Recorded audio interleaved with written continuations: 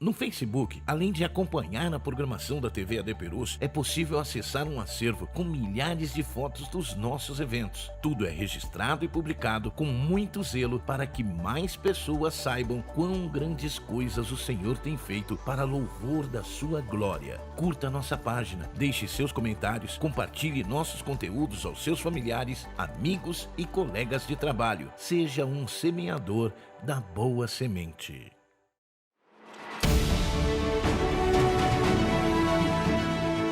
Você está acompanhando uma transmissão oficial da Assembleia de Deus Ministério de Perus.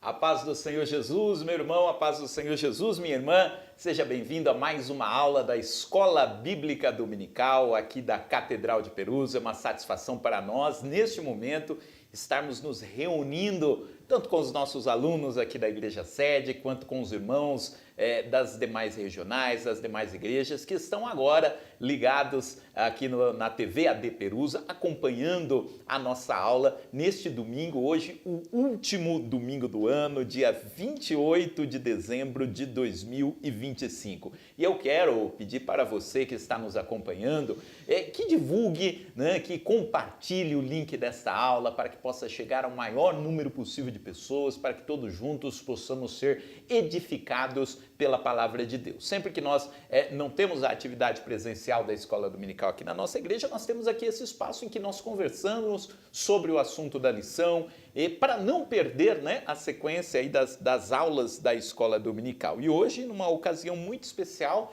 em que nós vamos retomar aqui alguns dos assuntos que foram tratados durante esse trimestre, né? E falando do tema de hoje, que é preparando o corpo, a alma e o espírito para a eternidade. Eu quero apresentar aqui os professores que estão conosco, estiveram conosco já na aula passada, né, do dia do Natal Sem Fome, estão aqui conosco novamente, que é o professor Isaías e o professor Rafael. Paz do Senhor, professor Rafael. Paz do Senhor Jesus, é motivo de alegria estarmos mais uma vez aqui juntos, podendo compartilhar e meditar na palavra de Deus junto com todos vocês. Obrigado, professor Maxwell, professor Isaías e toda a escola bíblica aqui da Catedral de Perus.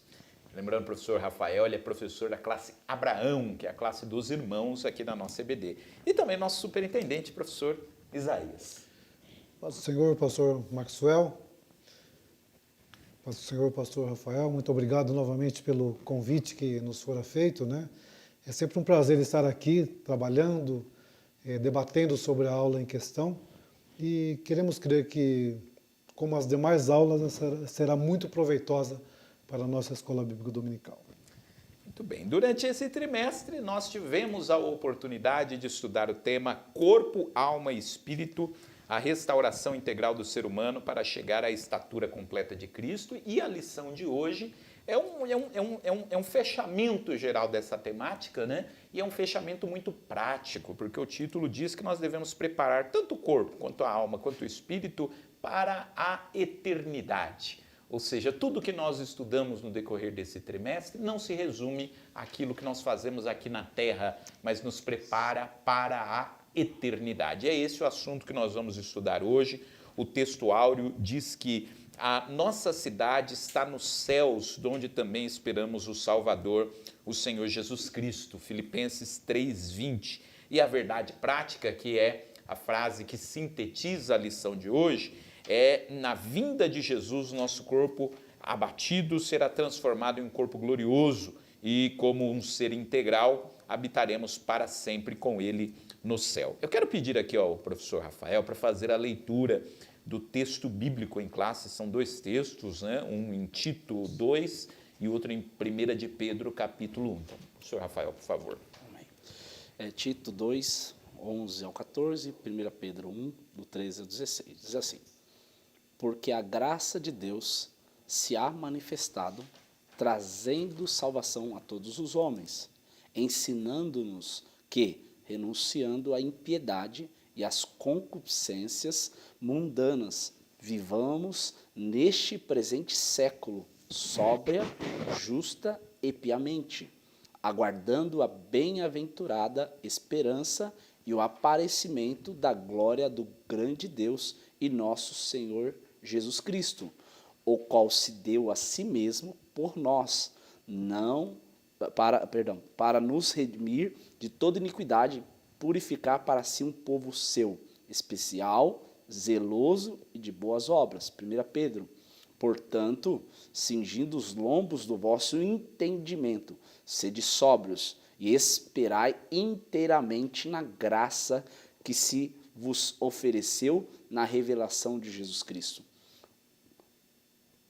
Como filhos obedientes, não vos conformando com as consciências que antes havia em vossa ignorância, mas como é santo aquele que vos chamou, sede vós também santos em toda a maneira de viver.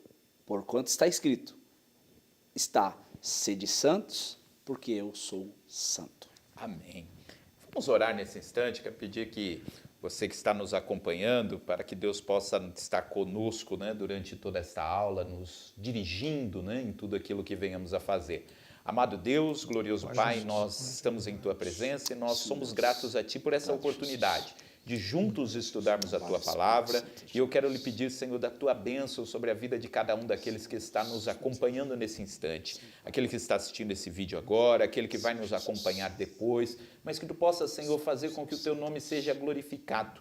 Que a sensação que aqueles discípulos no caminho de Emaús tiveram, Senhor, de sentirem o seu coração arder pela Tua Palavra, que isso possa acontecer também no dia de hoje, que possamos ser edificados por aquilo que o Senhor tem a nos dizer. É o nosso pedido em nome de Jesus. Amém. Muito bem, eu peço a você também que está nos acompanhando, dê aí a sua curtida, compartilhe o vídeo, deixe também o seu comentário. A gente não tem como responder ao vivo aqui o seu comentário, mas é muito importante. Fico muito feliz quando depois a gente assiste lá no YouTube e a gente vê lá os irmãos comentando, né, trechos específicos da aula, às vezes compartilhando aí alguma experiência. Então faça isso, você estará edificando, inclusive quem vai assistir o vídeo depois de você e que vai olhar lá os comentários e ver também aí o seu comentário, a sua interação. Isso é muito importante. Professor Isaías, vamos começar então o tema da nossa aula de hoje. Então, como eu sempre pergunto, né? Por onde que a gente pode começar? Pois bem, pastor, como o senhor disse mesmo, é um fechamento do trimestre, né? Que, aliás, a primeira aula foi exatamente dizer a composição da natureza humana, né? Toda a composição, espírito, alma e corpo. E aqui o fechamento é preparando todo essa composição completa, né? Espírito, alma e corpo para a eternidade.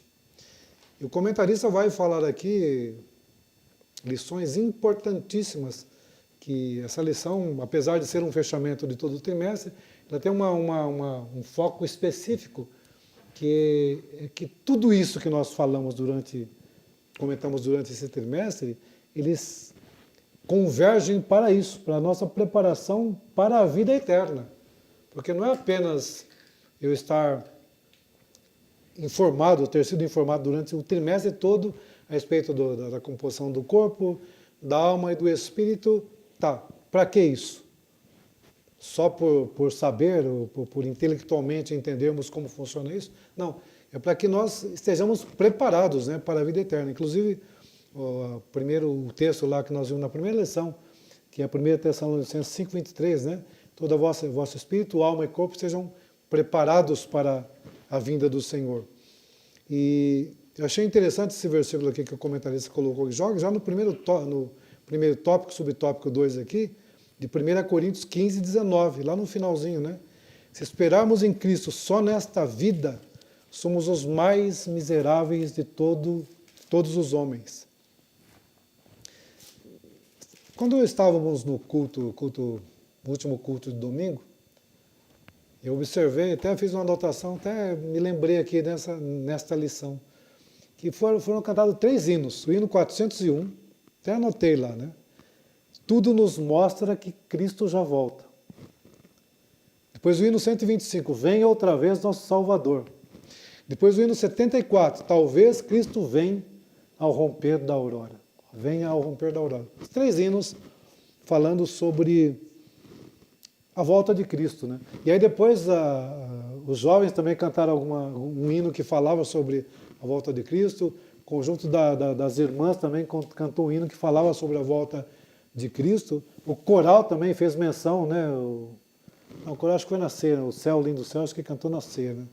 Mas enfim, no domingo pelo menos uns 5 hinos falaram do retorno de Cristo. Tá bom, nós sabemos que isso vai acontecer.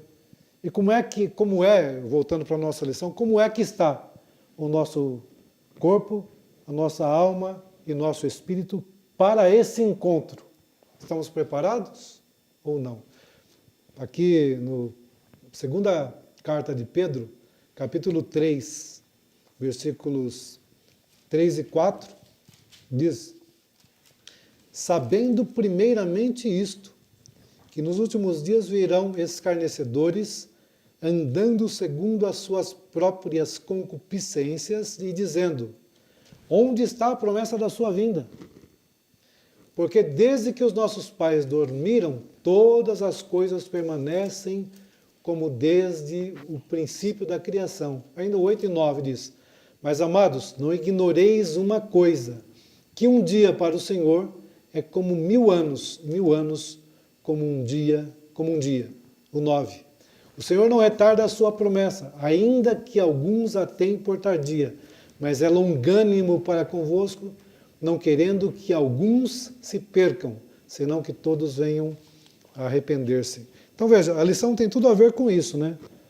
Nos preparamos durante esse trimestre, aprendemos sobre todas as nuances que se revestem na composição, né, do nosso corpo físico, parte material, a parte imaterial, mas tudo isso com esse desfecho aqui, com essa convergindo para a preparação nossa como um todo para a vinda do Senhor.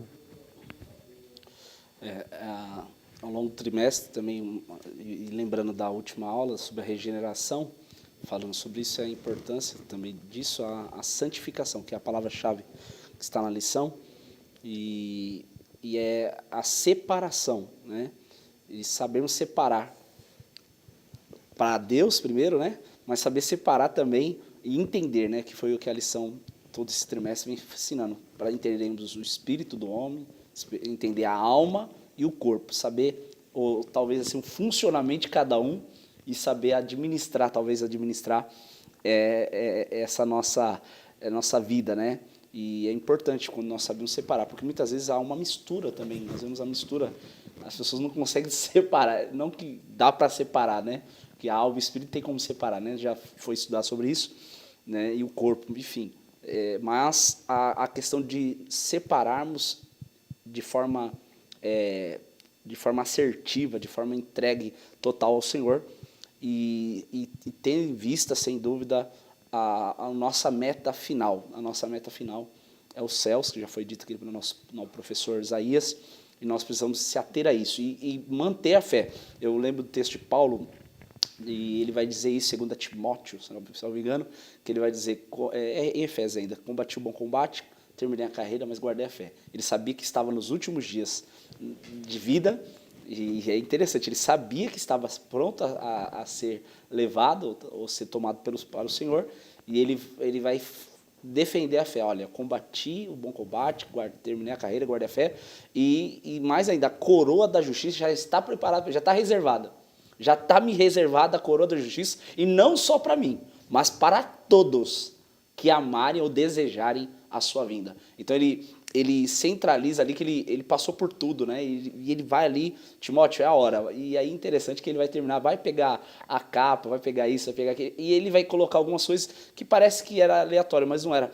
Ele estava falando do que ele carregava, e não só fora, mas dentro dele. E ele queria unir isso e entregar para Timóteo, que a ideia era passar esse cajado para alguém, que é a importância desse trabalhar de Cristo nas nossas vidas, que não pare em nós, mas que possa ser estendido não só em nós, mas a todos quanto o Senhor nos presentear para estar conosco. Eu acho que esse é o grande desafio, né, que a gente estudou durante esse trimestre, né? Como a gente deve cuidar muito bem de tudo que faz parte da gente. E a gente estudou vários aspectos, né? A gente começou falando lá dos cuidados com o corpo, né? Porque, afinal de contas, o corpo é o templo do Espírito Santo. né? Deus usa a gente, e a gente crê nisso que Deus usa a gente, mas como que Deus usa a gente? Deus usa o nosso corpo, Deus usa a nossa voz. Como que Deus quer usar a minha voz se eu não cuido da minha voz? Não tem como, né? Deus vai usar para eu ir pregar, mas aí eu não tenho um cuidado com a minha saúde para que eu possa me levantar e ir a determinado lugar. Não, Deus, a gente precisa cuidar do nosso corpo, a gente estudou que a gente precisa cuidar da nossa alma. Tivemos uma lição maravilhosa falando sobre pensamentos, falamos sobre consciência, falamos sobre emoções. Então, uma série de coisas que tem dentro do ser humano, e como tudo isso, conforme diz o apóstolo Paulo, deve ser conservado para o dia do Senhor, né? O professor Isaías começou falando aqui, né, sobre essa questão da esperança, em 1 Coríntios 15 e 19, teve uma aula desse trimestre que eu citei isso e me lembrei dessa citação. C.S. Lewis, um autor que eu gosto muito, ele diz que a gente tem que pensar nessa nossa vida aqui na Terra, por mais que a gente viva aqui na Terra, tudo que a gente vive aqui na Terra nada mais é do que a folha de rosto de um livro que será vivido por completo lá na eternidade. Então, se a gente for comparar o que a gente vive aqui na Terra em comparação com a eternidade, né, é muito pouco o período de vida que a gente tem aqui, comparando com o tempo, né, que nós viveremos na eternidade. Aliás, lá não tem tempo, né, outra dimensão. Mas ele diz, né, o que a gente vive aqui é apenas a folha de rosto. Né? A nossa esperança é muito maior, de que há algo muito maior preparado por Deus lá para a eternidade. Só que isso também não significa que a gente tem que abandonar, não nos preocuparmos com essa folha de rosto. Né? A folha de rosto é a apresentação, é o início, né, de tudo. Então, acho que a lição de hoje ela vai mostrar isso. Todos os cuidados, né, que a gente estudou no decorrer desse trimestre, como tudo isso contribui para que a gente possa chegar ao céu, né, e viver essa plenitude, né, da presença de Deus, estar com Ele, como Jesus disse, né, onde quer que eu esteja, vós estejais também, estar ali com Cristo no céu durante toda a eternidade. Então, para que isso aconteça, a gente precisa ter esses cuidados todos que nós estudamos no decorrer desse trimestre. Então, a lição ela começa dentro dessa perspectiva, né, falando do alvo celestial, né, é o primeiro item aí do primeiro tópico, só que a partir do segundo tópico, ela já vai começando a falar quais são os problemas, né, para que a gente consiga chegar ao céu. E aí tem dois assuntos que vão ser trabalhados nesse primeiro tópico, as oposições à visão celestial e os inimigos da cruz de Cristo. Então, acho que a gente pode continuar, né, a partir desses pontos. Bom, seguindo aqui o alvo, né? Você aqui, isso? O alvo aqui o alvo da questão celestial, como nós estamos falando sobre a santificação, que é uma da importância para a salvação, que acabamos de ler aqui, só voltar aqui a leitura, para não perder, né? Mas como é santo aquele que vos chamou, sede vós também santo em toda maneira de viver. Então, ele já está nos dando um alvo, se manter separado, né? Se manter limpos, né? Que em todo o tempo sejam alvas suas vestes e nunca falte óleo sobre a sua cabeça, né? Então, a santificação é o alvo maior do cristão, se manter separado, né? E é essencial, ainda o nobre aqui, escritor, ele vai falar sobre isso. Os fatores essenciais são a preservação de uma vida de santificação integral. E aí, sem perder a esperança, né? Porque também mantendo a fé, que eu acabei de falar sobre Paulo. Paulo ele se manteve separado, mesmo preso por causa do evangelho, que isso precisa ser dito. E ele vai dizer no capítulo 3 de Efésios, estou preso, mas não só preso, estou preso por causa do evangelho. Tinha uma causa. E por que eu me separo? Porque eu tenho um alvo também. Eu me separo por quê? Porque eu tenho um alvo que é o céu. Na semana passada o professor Isaías falou sobre isso. Qual é a motivação que eu busco a Deus, eu faço algo para Deus?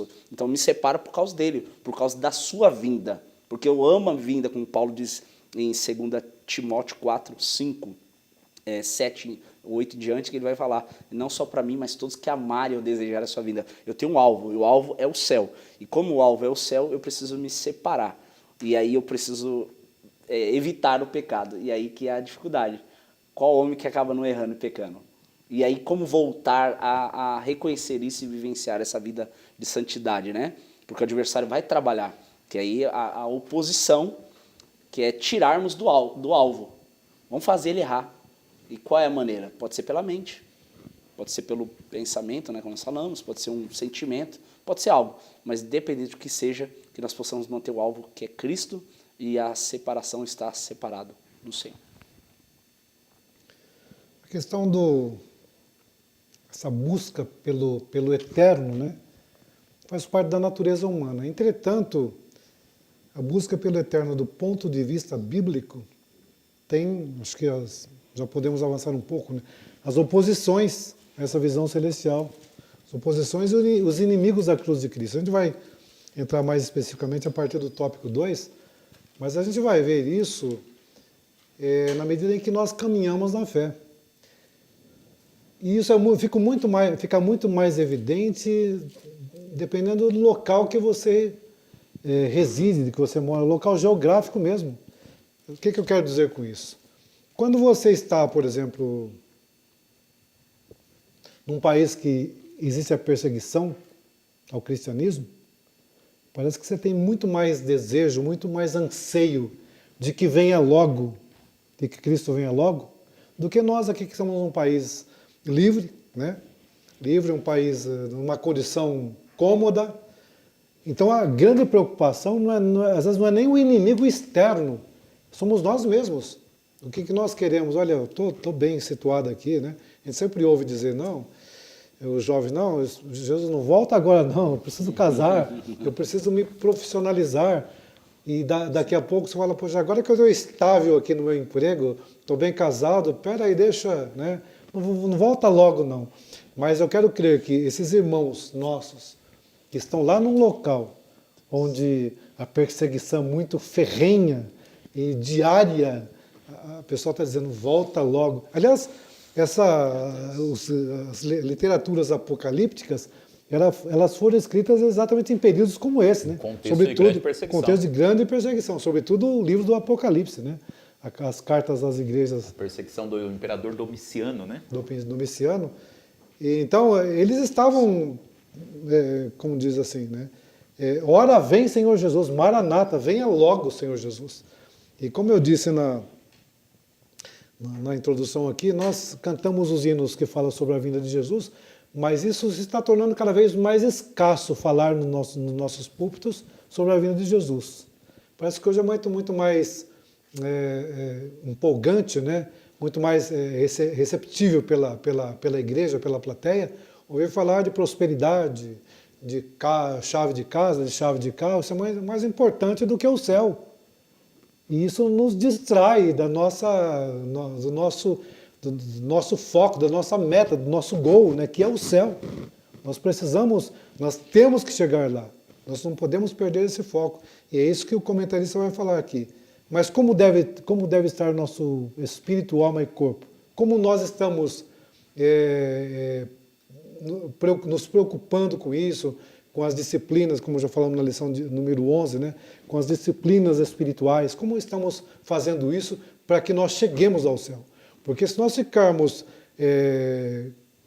dando ouvido a esses embaraços que nos atrapalham, nós podemos perder o nosso destino final, que é o céu. Então, é uma preocupação muito grande, e essa última lição vem em boa hora, falando tudo isso que aprendemos é para que nós cheguemos mais a Deus, e toda essa composição do corpo humano, ela esteja preparada para a vinda do Senhor. E eu penso que, conforme o nosso comentarista ele destacou aqui no item 2, né, que Jesus, quando respondeu a Pilatos, ele disse, o meu reino não é deste mundo. O escritor aos Hebreus, ele diz, né, quando ele coloca lá a série de personagens lá em Hebreus 11, né, que nós chamamos de heróis da fé, que eram pessoas que eles viam para além deste mundo, né? Não significa um desprezo com o que tem aqui na Terra, mas saber que o alvo maior é aquilo que ainda virá, né? Que é extremamente, muito mais glorioso do que qualquer coisa que a gente... Isso é viver pela fé, né? É estar aqui, mas com a cabeça no céu, naquilo que não se pode ver, né? E viver aqui em função daquilo que nós teremos na eternidade, né? Então, acho que esse é o nosso grande desafio, né? Entender que Jesus ele não nos chamou, Deus não nos chamou para constituirmos o nosso reino, né? Mas para pensarmos na dimensão do reino de Deus, que começa aqui, mas que vai para toda a eternidade. Amém. E é muito forte essa parte que o senhor falou de Hebreus, porque todos eles não alcançaram a promessa, esperando a promessa, vendo de longe alguns, mas esperando uma que era maior, né? E alguns trocaram até o desejo, o anseio dos palácios, como Moisés vai dizer no próprio livro, que ele trocou, ele preferiu não ser chamado filho da filha de Faraó, mas ele ser ali maltratado, diz que ele escolheu antes ser maltratado com o povo de Deus, que por um pouco de tempo ter o gozo do pecado. Ele preferiu ser maltratado, vou para lá ser maltratado. E não vai longe como Jeremias, porque Jeremias ele profetiza sobre a invasão, né, ou a tomada de Babilônia, e eles vão tomar, vai levar o povo cativo, e esse cativeiro ele vai falar sobre isso. E ele teve a opção de ficar fora do cativeiro. Só que falou, não, eu liberei essa palavra, eu vou passar junto com eles. Eles tinham que ver vivamente a palavra que ele estava separado por Deus, sendo humilhado, e vai passar isso. Isso reflete sobre você esperar algo maior, mas para isso você sofre o dano. É isso que eu queria dizer sobre quem quer sofrer a dor. Quem quer sofrer a dor para cumprir. E nós, muitas vezes, fugimos, né? É mais fácil fugir. Tanto é que na mente nós temos duas coisas. Voltando na mente, para não esquecer da mente, a nossa mente age de duas formas. É fuga ou luta. Então, na nossa mente, quando vem uma situação, ou a gente reage com fuga, ou nós lutamos. E aí, quando lutamos? Quando nós temos convicção. Quando fugimos? Porque não temos convicção. Então, a nossa mente trabalha nesses dois viés. Na questão neurológica, quando ocorre uma situação, ou a gente vai avançar, lógico, como nós falamos, cada um reage de uma forma. Um vai paralisar, fica estático, o outro vai correr, mas alguns vão avançar no meio da luta. Então, isso é convicção. E aí eu queria dizer sobre isso. Os nossos inimigos, o pastor Isaías falou aqui, e é real. O maior inimigo, talvez não é externo, é internamente, é as nossas convicções. E isso nós precisamos ter intrínseco em nós, essa convicção de combater as guerras espirituais, tudo, mas sabendo dentro de nós qual é o motivo. Nós falamos, qual é a motivação que eu estou lutando por isso? Ter a certeza daquilo quanto estamos lutando e vivenciando. Eu penso o seguinte, né? Por mais que a gente tenha um projeto aqui na Terra, e nós devemos ter, né? Nosso objetivo de vida, enfim, a gente constrói os nossos projetos que a gente vai construindo ao longo da vida, mas por maiores que sejam os nossos projetos, eles são projetos que eles têm uma data de validade, né? Por maior que seja o meu projeto de vida, vai ter um momento que eu não estarei mais aqui. Eu posso até pensar num projeto que vai passar para os meus filhos, os meus netos, mas mesmo assim terá uma data de validade. Mas ser crente significa que Deus nos convidou para participarmos de um projeto que vai para além do tempo, né? Então, eu estava pensando nisso esses dias, né? A gente é chamado para pregar o Evangelho, a gente está pregando algo que começou com alguém há 2000 anos atrás, né? Lá na Igreja de Atos dos Apóstolos. É um projeto que vem de milênios atrás, né? E o mesmo Espírito que atuava lá atua em nós. Quer dizer, Deus nos convida a participar de algo que é muito maior do que a gente mesmo. Que quando nós não estivermos aqui, vai continuar com alguém e até que Cristo venha, vai sendo continuado pregando essa mesma palavra. Então, é algo muito maior, e tão maior que repercutirá, né, em toda a eternidade. Então, acho que essa convicção, como o professor Rafael falou, né, que nós devemos ter. Né? Se não tivermos essa convicção, nós não vamos conseguir dar conta, né, daquilo que Deus nos chamou para fazer. Porque a gente, quando olha para a nossa vida espiritual, nem sempre damos o valor devido onde nós queremos chegar. Nós sempre estamos, como diz, embaraçados com os negócios dessa vida. E quanto mais coisas materiais, quanto mais bens materiais você tiver, quanto mais posição material você tiver, quer dizer, não é que mais, né, mas corre o risco. Há uma grande possibilidade, uma grande probabilidade de você se embaraçar cada vez mais. Então, eu acho que, como diz o pastor Maxwell, não é que a gente deve ignorar isso. Não, se eu tenho condições de ter um bom emprego, ter condições de ter um bom estudo, né, uma boa formação, vou fazer isso. Se eu tenho condições de morar numa casa boa, ter um veículo... Deixar uma herança. Deixar uma herança, preocupar com a família. E devemos cuidar disso mesmo, porque nós devemos cuidar, nos preocupar com a família, né? Às vezes a gente vê alguém que se vangloria, olha, eu trabalhei tanto na obra de Deus que não tive tempo de fazer nada. Vou partir, minha esposa vai ficar, meus filhos vão ficar, não tem nada para deixar para eles. Então isso é uma negligência também da nossa parte, né, em relação aos nossos familiares. Nós temos que pensar nisso também. Mas o nosso foco, né, não é esse. Nós somos, como diz, né, nós somos cidadãos de dois mundos. Então nós temos que ver como nós equilibramos isso. O mundo em que vivemos atualmente, mas o mundo por vir, que virá com a eternidade. E a gente ou vai junto com todos ou vamos antes, né? Voltando à vinda do Senhor, né? Meu pai sempre falava, né? Eu acho que esse ano Jesus volta, né? Então ele falava, tinha aquela percepção, mas não era apenas talvez um anseio da alma dele de querer que Jesus voltasse logo.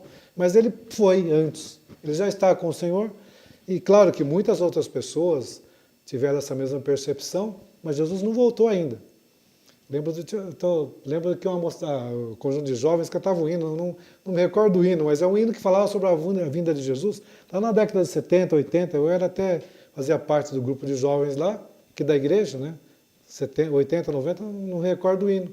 Mas recentemente cantaram esse mesmo hino, que falava sobre a volta de Jesus. Infelizmente não consigo lembrar o hino aqui. Mas falava sobre a volta de Jesus, ou seja, se passaram mais de 30 anos, 40 anos, e Jesus não voltou. E como lemos aqui na carta de Pedro, segunda carta de Pedro, então os escarnecedores vão dizer, onde está a promessa da sua vinda? Desde que nossos pais, né, já falavam sobre isso e não aconteceu nada.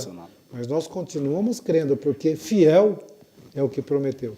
Agora a gente tem que tomar esse cuidado para exatamente não nos embaraçar com os negócios dessa vida.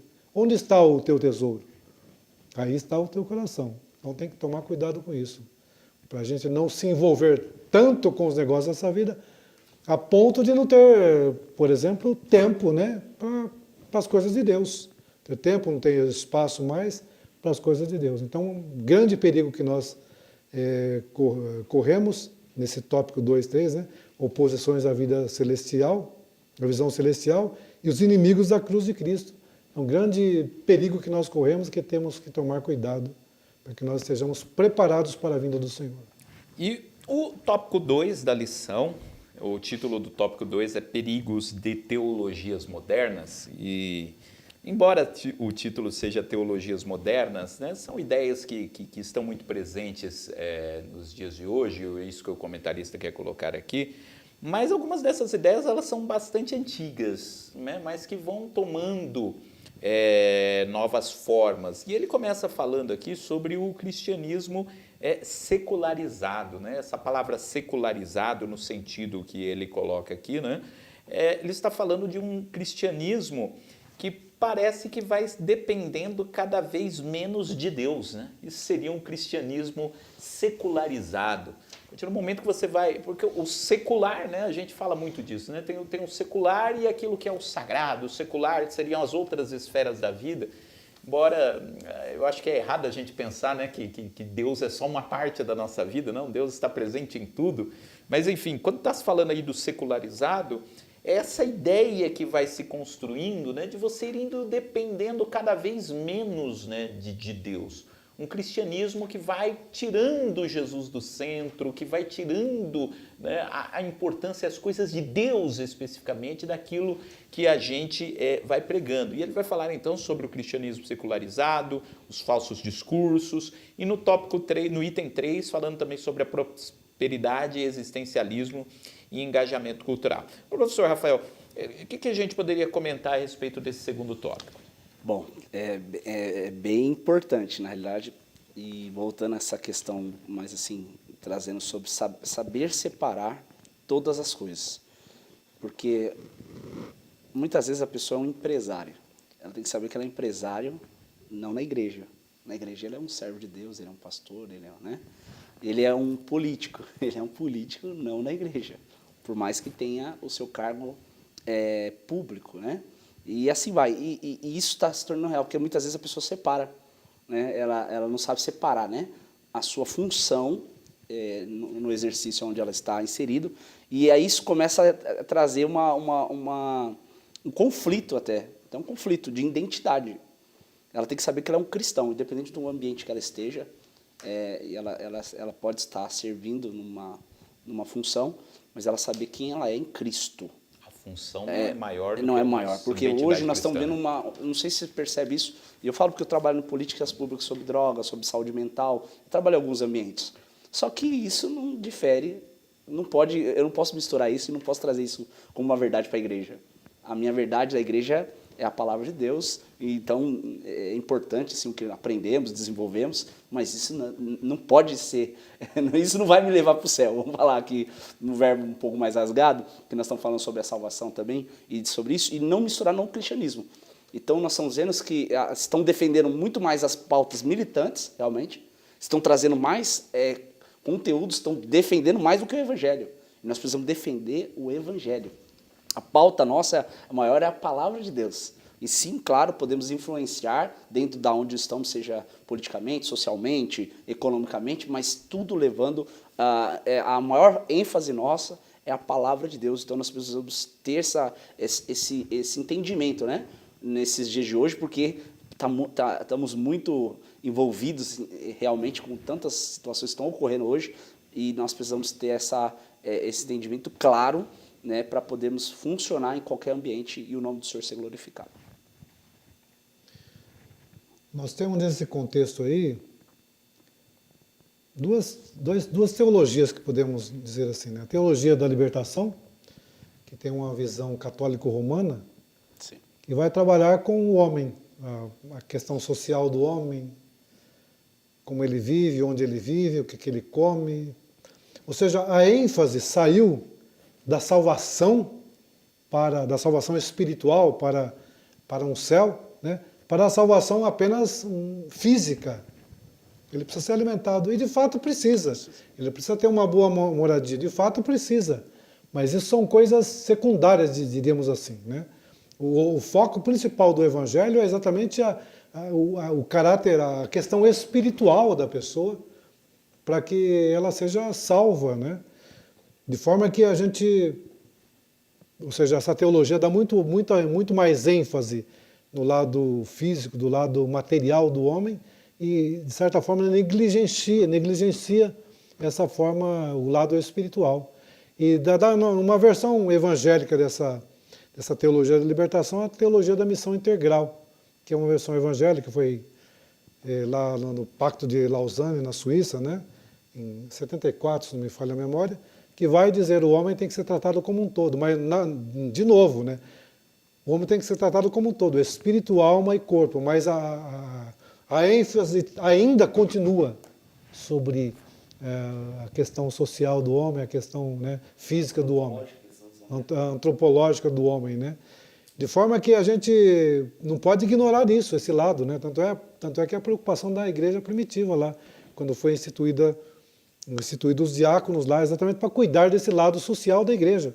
Nós temos, por exemplo, na nossa igreja, o projeto social com a ONG Azarias, que cuida desse lado aí, mas isso apenas são questões secundárias, que não devem ser negligenciadas pela igreja, mas são secundárias. O foco principal é a salvação da pessoa em Cristo Jesus. E a gente corre um sério risco de ser contaminado por isso, se envolver, de a igreja se envolver tanto nisso, que algumas igrejas estão mais parecidas com uma ONG, que cuida desse lado social do ser humano e esquece o lado espiritual. Então a gente precisa focar no assunto principal, que é a salvação do homem, sem deixar de lado o lado social. Eu acho que essas duas coisas, né, a gente deve buscar esse equilíbrio. Eu li uma frase de um livro, eu até separei ela aqui, um livro que se chama O Novo Testamento em 15 Palavras. O autor ele diz o seguinte, que o Evangelho de Deus deve ser tanto uma promessa de restaurar o mundo inteiro, quanto uma promessa de restaurar o seu povo que ministra a esse mundo. Então, o Evangelho ele faz isso, ele transforma a pessoa, preparando-a para a eternidade, mas ao mesmo tempo ele impacta também esse mundo em que nós vivemos. E essas duas realidades, né, nós devemos tratá-las, né, sem pesar para um lado e esquecendo do outro, né, como os professores aqui estão falando. Não pregarmos um evangelho que se preocupe apenas com a situação social da pessoa e que não ataque no ponto, né, da dificuldade, do problema espiritual que a pessoa tem, e, por outro lado, não pregarmos um evangelho que diga que apenas o que importam são as questões espirituais, né? E que, conforme Tiago disse, eu oro pela pessoa e digo que Deus te abençoe, e a pessoa vai com as mãos vazias, enfim, numa situação extrema, numa situação de vulnerabilidade. Então, o Evangelho ele deve trabalhar, né, esses dois âmbitos, né, e pensando, né, na pessoa como um todo, mas como os professores já falaram, não focando em uma coisa e esquecendo-se do outro, porque, afinal de contas, o Evangelho ele tem o poder de transformar vidas, tem o poder de transformar realidades sociais. A gente teve aqui na semana passada, por exemplo, o Natal Sem Fome, né, que aconteceu aqui na nossa igreja. A igreja tem os trabalhos sociais que são desenvolvidos, mas junto com isso vem a mensagem central do Evangelho, né?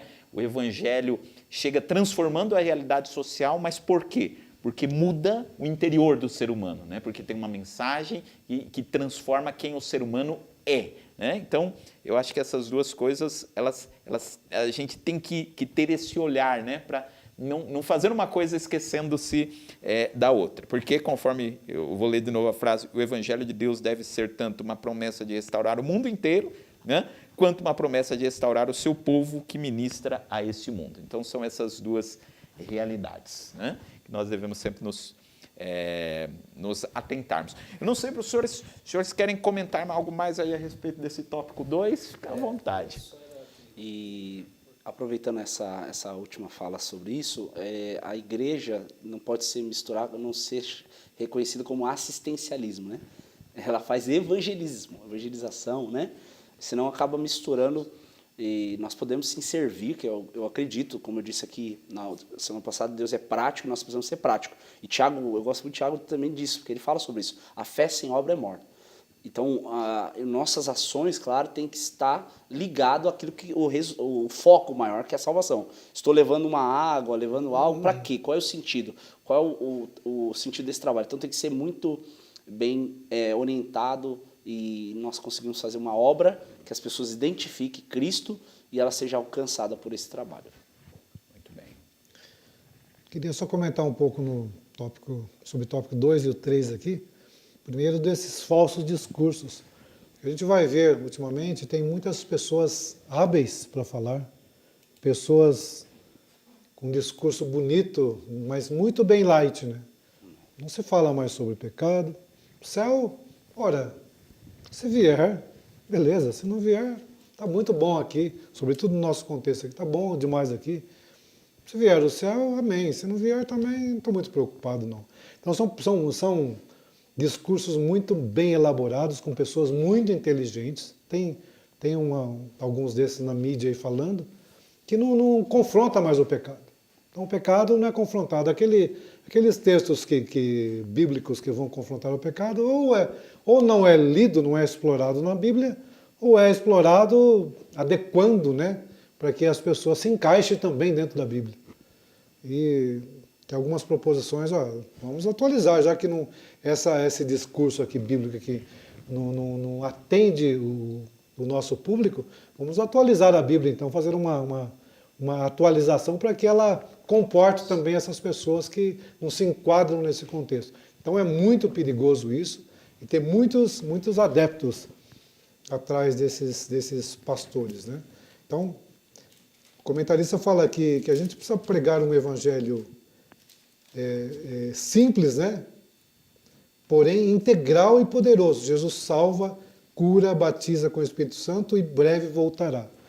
Interessante observar aqui, uma certa feita eu estava participando de um curso que eu fazia, né, sobre missões, e o preletor estava falando, olha, antigamente as pessoas, às vezes até mesmo novos convertidos, saíam para evangelizar, como aconteceu na igreja primitiva, né? Eles saíram, foram perseguidos, foram expulsos, saíram falando do que tinham visto e ouvido.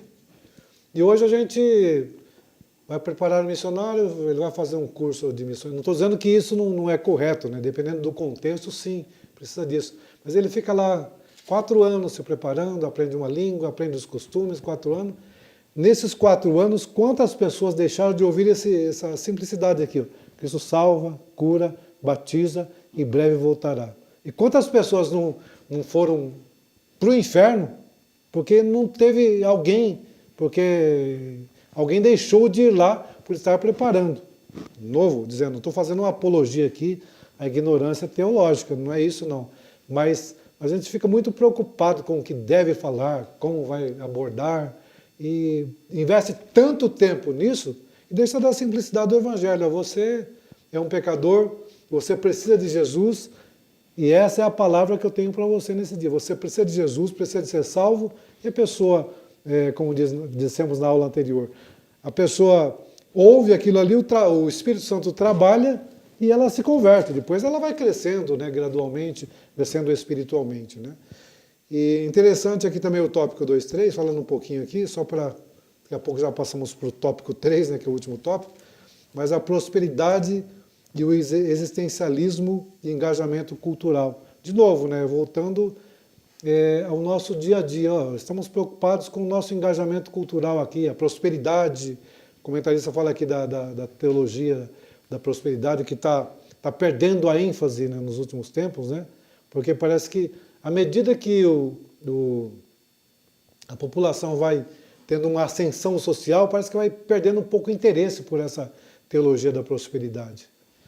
E, de fato, né, acontece isso. E o comentarista fala aqui do Paulo, 1 Coríntios 15:32, né, que ele cita o filósofo lá Epicuro, né?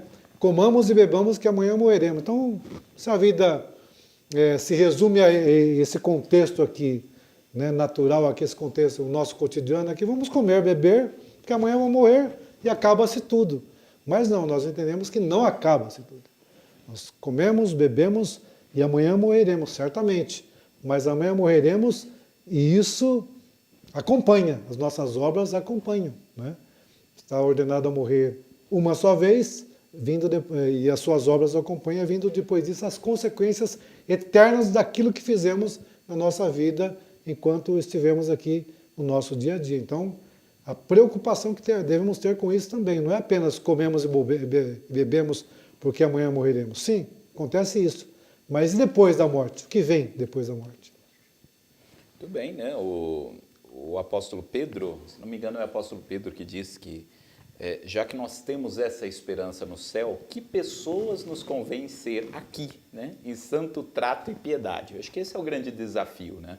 Quer dizer, a nossa esperança no céu faz com que a gente seja diferente aqui. Então, é o que o professor Isaías está falando, né? Como que a gente vai administrar a nossa vida aqui a partir desses critérios, né, estabelecidos pela palavra de Deus, né? E, sem dar foco exagerado, né, aquilo que não deve ter esse foco tão grande.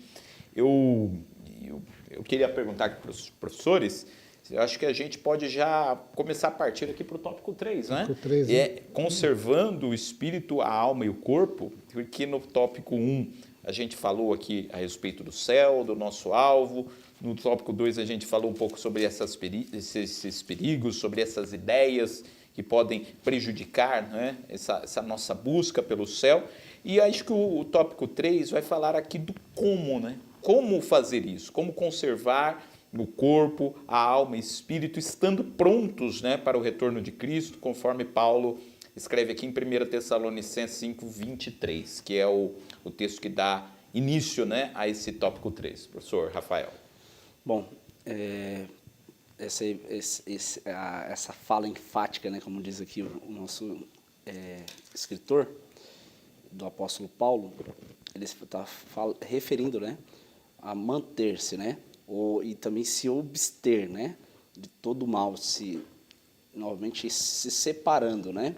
Mas tem uma fala também em Hebreus que me chama a atenção, que versículo 35. Não rejeiteis a vossa confiança, porque tem grande e avultado galardão, porque necessitais de paciência, para que depois de feito a vontade de Deus, alcanceis a promessa. E aí o versículo que me chama mais a atenção é o versículo de número 39. Nós, porém, não somos daqueles que se retiram para a perdição, mas daqueles que creem para a preservação, conservação da alma. Então, manter a nossa fé. Então, mediante essa busca e essa espera até a vinda de Cristo, é se manter na fé. Novamente, eu recito aquilo que Paulo disse também, que ele batalhou, ele terminou a carreira, mas ele guardou a fé. O que podemos vencer qualquer mal só mediante a fé. Mediante a fé, aquilo que Cristo fez em nós. O que Cristo fez em nós, né? Essa é a pergunta. O que Cristo fez em nós para que se mantemos na presença dele?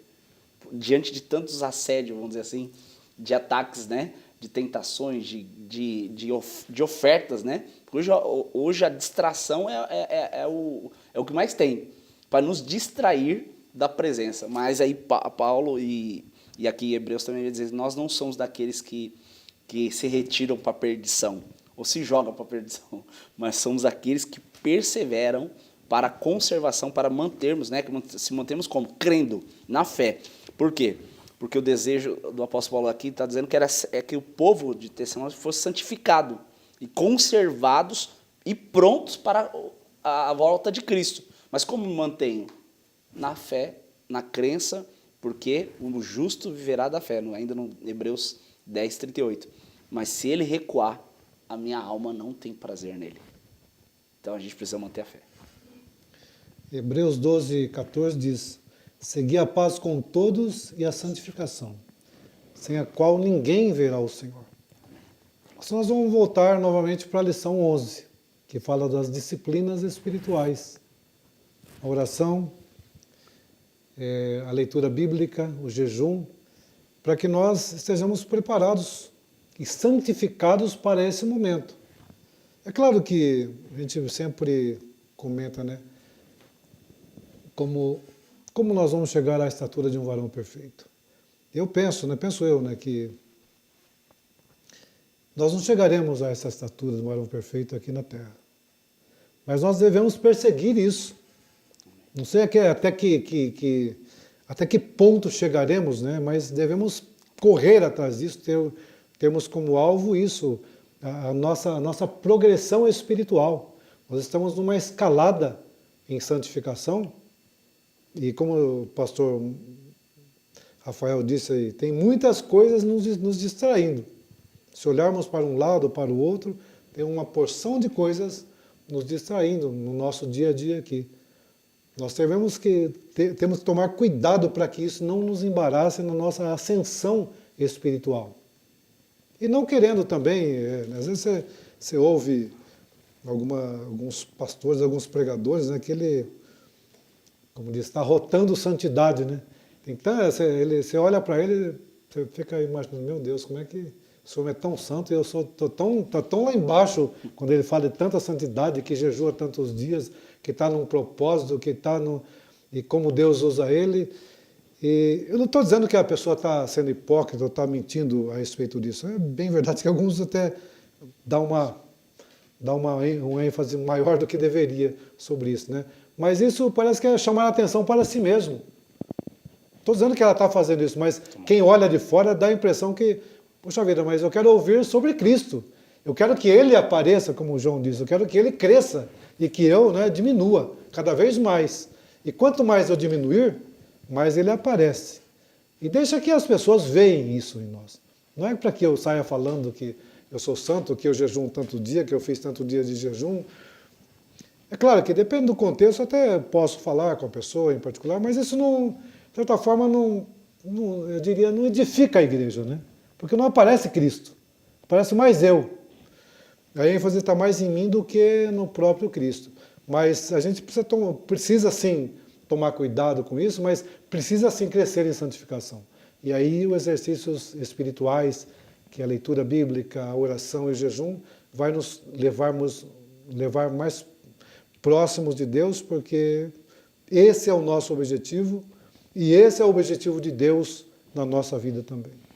E sobre esse texto, né, de 1 Tessalonicenses 5:23, que Paulo diz que todo o nosso espírito, alma e corpo devem ser conservados plenamente irrepreensíveis, né, para a vinda do nosso Senhor Jesus Cristo, e ele faz questão de enfatizar espírito, alma e corpo, ou seja, a pessoa como um todo.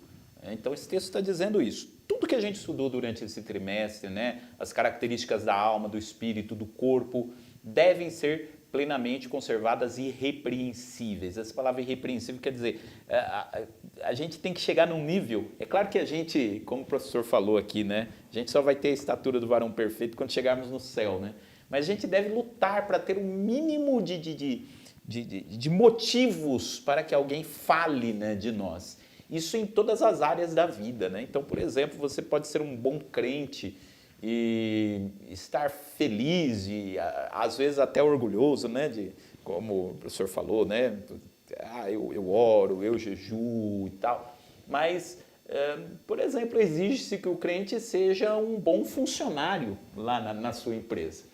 Imagina dizer, eu oro, bom marido. um bom marido, eu oro, eu jejuo, mas lá no meu serviço eu só chego atrasado, eu não faço o que me pedem, eu ajo de qualquer forma, eu encontro as brechas para passar a perna no patrão e não fazer o que eu tenho que fazer. Então veja, Paulo está dizendo, né, que a gente tem que cuidar do espírito, alma e corpo, ou seja, tudo, né, tudo que nos envolve, né, deve glorificar a Cristo aqui. E essa questão do corpo, inclusive, eu me lembrei da tentação de Cristo, que está lá em Mateus capítulo 4. A primeira tentação de Cristo, o diabo pegou nessa questão do corpo. Jesus estava jejuando e, evidentemente, estava com fome, e o diabo trabalha ali, né, na primeira tentação, mexendo com essa questão do propósito, né, que Jesus tinha, né, porque Jesus é o Filho de Deus, iria iniciar o seu ministério ali, e o diabo propõe um atalho, né, para que esse ministério pudesse se cumprir, e na primeira tentação, ele diz, olha, se tu és o Filho de Deus, transforma essas pedras em pães. Então ele começou falando de uma necessidade do corpo. Resolve essa sua necessidade do corpo, né? Use o seu poder espiritual para solucionar uma questão do corpo, né? Transforme essas pedras em pães, use esse poder em seu benefício próprio, né? E isso, a resposta de Jesus né? Nem só de pão viverá o homem, mas de toda palavra que sai da boca de Deus, indicando que foi justamente esse o problema do povo de Israel no deserto. O povo de Israel no deserto se preocupou tanto com a questão do pão e deixou de se preocupar com a palavra de Deus. O pão foi dado por Deus no deserto para mostrar que Deus é o provedor. Mas a preocupação deles não era com esse Deus provedor, o Deus que mandava o pão, mas com o pão, né, em si. Então está se falando de uma necessidade do corpo, e o diabo tentou Jesus justamente nessa questão, né, da necessidade ali do corpo. E depois tem as outras tentações ali. Mas eu me lembrei disso quando eu li esse texto aqui, né, de 1 Tessalonicenses 5:23. Todo o vosso espírito, alma e corpo. A tentação ela poderá vir mexendo com alguma questão espiritual, mas normalmente ela vai pegar nessa questão do corpo, das nossas necessidades diárias, né? E isso poderá colocar em perigo tudo, né? O nosso espírito e a nossa alma também. Então, eu penso que essa linha aí a gente pode pensar aí com relação a essa lição. Sem dúvida. E corroborando mais um pouquinho, em Hebreus 12, com o pastor Isaías, professor, falando, ele vai enfatizar isso. Portanto, nós também, que estamos rodeados de uma tão grande nuvem de testemunhas, deixemos todo o embaraço e o pecado que tão de perto nos rodeia. E o que faz? Qual é o foco?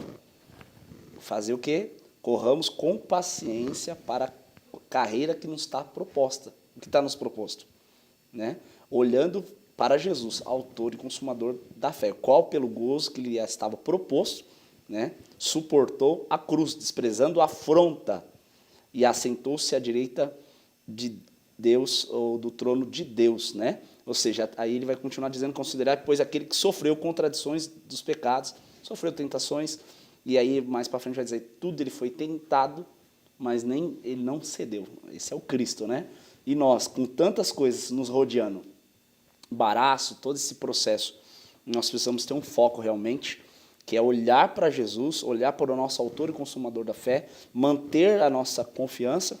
E qual é a carreira? É interessante que ele fala que é uma carreira, né? Que ele está falando que a proposta do céu é uma carreira, né? Que você está ali você está trabalhando para quem trabalha, né, em alguma empresa que está querendo conquistar um patamar diferente, né, na empresa, carregado e, né, subir de cargo, né, na empresa, ou se for no comando, subir de função e ser maior, né, lá, mas para nós não tem maior ou menor, né, o céu é para todos, né, a diferença, sem dúvida, é o galardão disso, daqueles quanto fazem a obra, nós possamos manter firme, né, essa carreira que nos está proposta. Eu achei muito forte isso, mas com paciência. E como ter paciência quando nós estamos sendo afrontados, né, confrontados também, muitas vezes, para a mudança, porque a mudança, e nós falamos na outra lição, sem dúvida, ela é muito...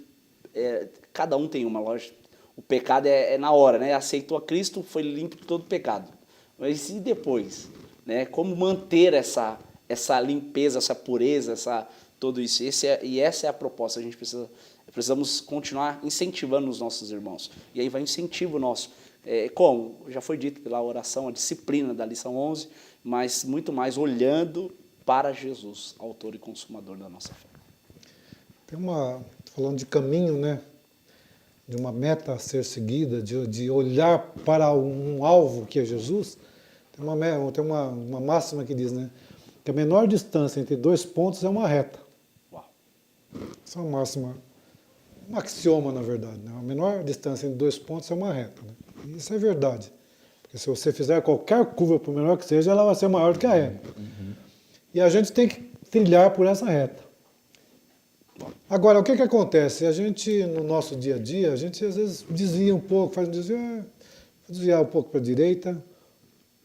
Aí o que acontece? O Espírito Santo vai lá com uma luzinha, de uma luz vermelha, pisca lá.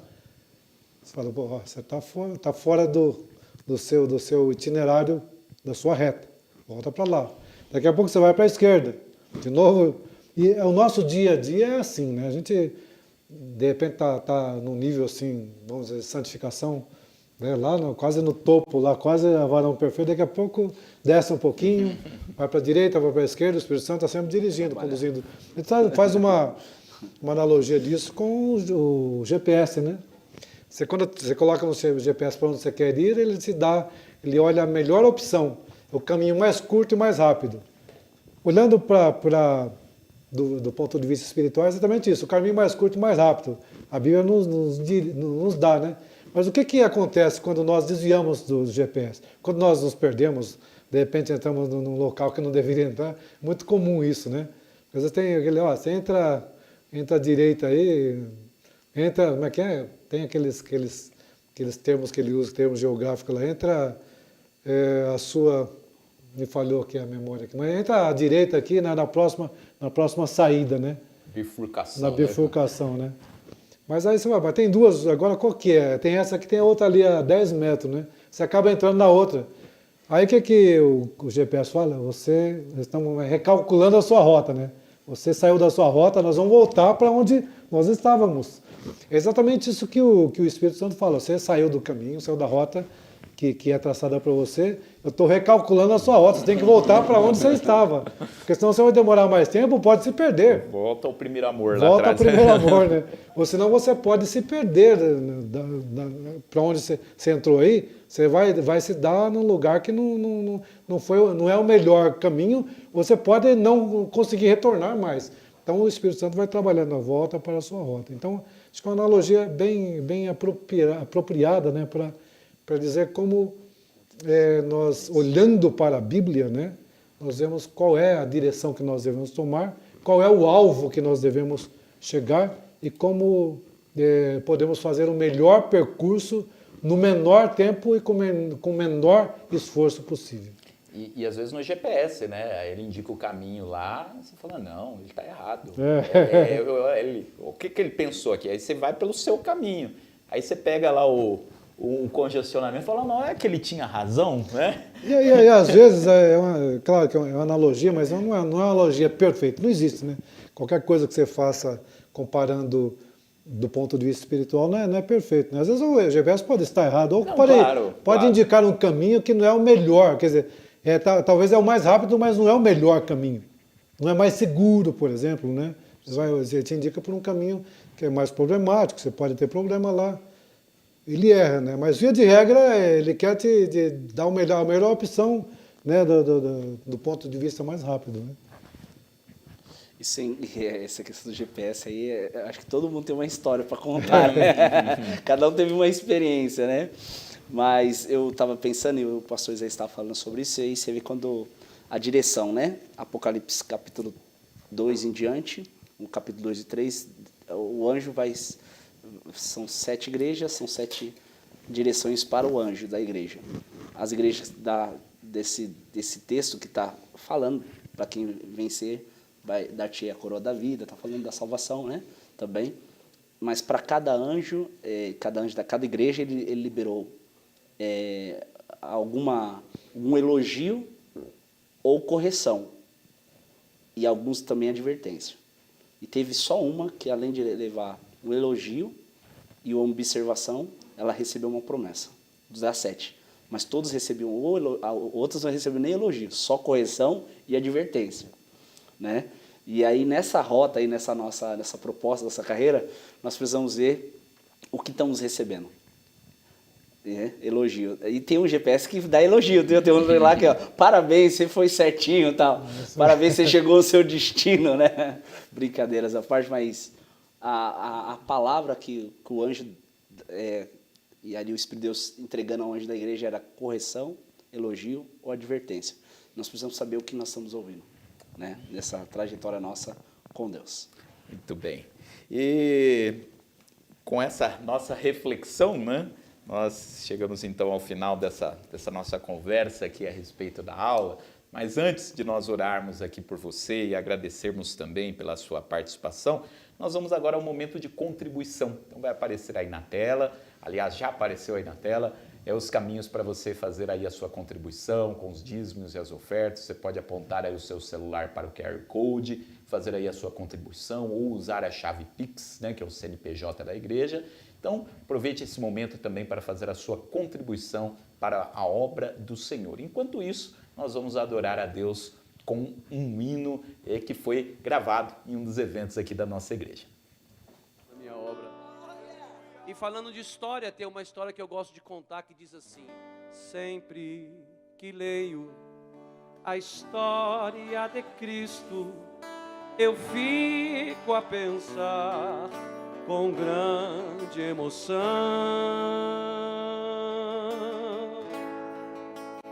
no privilégio que muitos tiveram de ver o seu rosto, sentir sua mão. Eu também queria ter a mesma alegria de vê-lo bem perto, bem juntinho a mim. Olhar em seus olhos serenos e meigos, como eu seria tão feliz assim.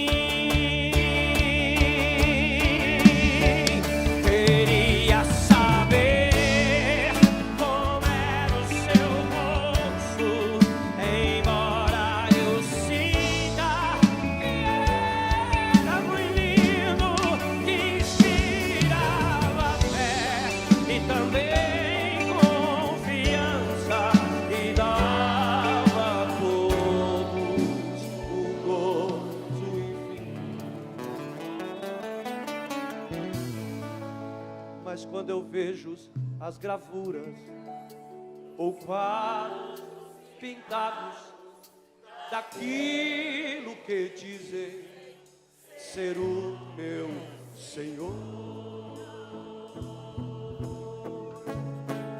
Meu ser não aceita o que está na tela. É falsa, falsa, falsa, falsa a inspiração do pintor. Será que tem alguém aqui que crê nesse Cristo vivo e poderoso?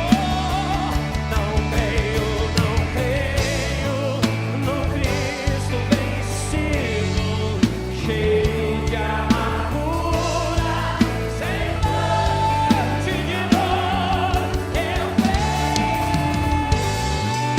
de rosto alegre, pois creio no Cristo que é vencedor. Se você vai se encontrar com Ele, levante a voz e cante: um dia verei e um dia também hei de ver o meu mestre. Se você que vai subir, levanta a mão e diga glória, pois assim eu creio. Pela minha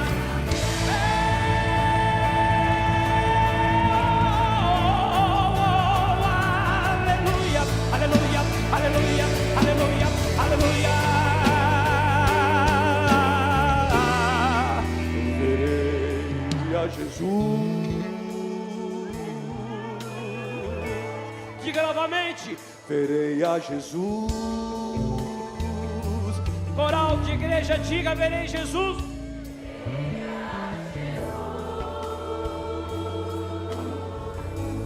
Como Ele é, como Ele é.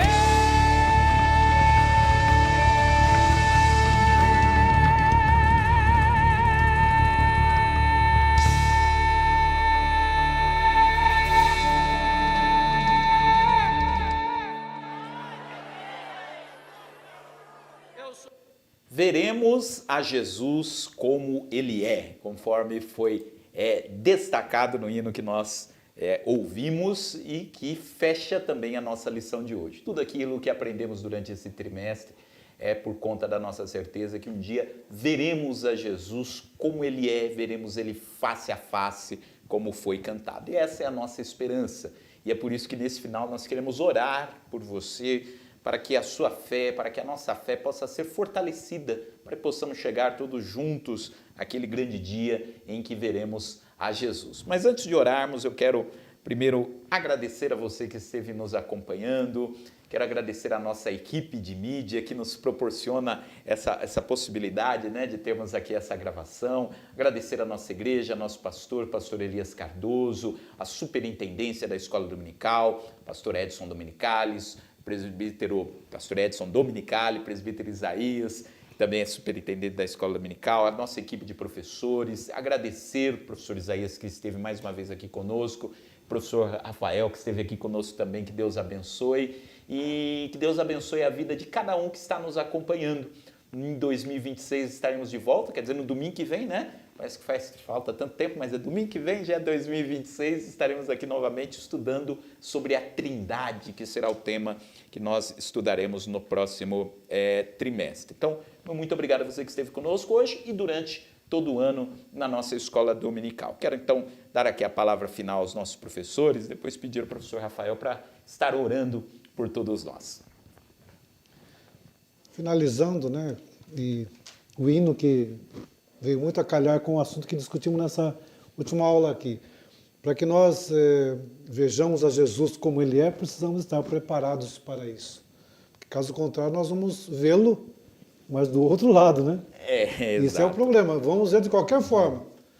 Então, eu sempre costumo dizer, qualquer caminho, né, só me entenda bem, né, qualquer caminho vai te levar a Deus. Você vai chegar diante de Deus, quer queira ou não. Qualquer caminho que você trilhar.